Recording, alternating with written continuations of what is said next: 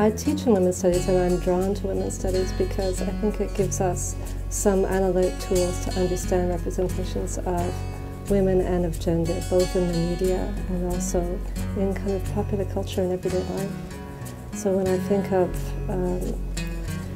for example, students who come into my office and are really interested in anti-consumer activism or in divorce law, what it means to be in a context of an arranged marriage, why it is there's so few women in Parliament, what it means to think about women in film, why it is that there are 511 missing Aboriginal and Indigenous women in Canada, and there's so little concern about that. All of those are topics that we take up in this context. There's a full-year Practicum course in the third year of Women's Studies, and in that students have an opportunity to be placed in a range of different activist and service organizations throughout the Niagara region. And it's a real popular course and a real favorite amongst students.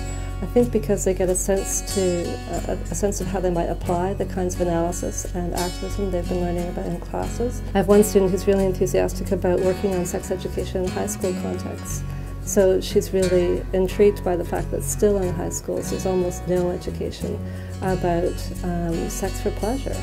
And it's all about don't do this or that, or about don't get infected.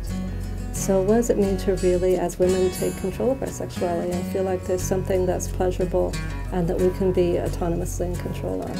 And of course other people go on to work around sexual violence, and lots of people are around issues of policy, kind of gender and policy. Why is it that women still earn kind of 72 cents to the dollar for men? How does that happen? When we think that we're equal.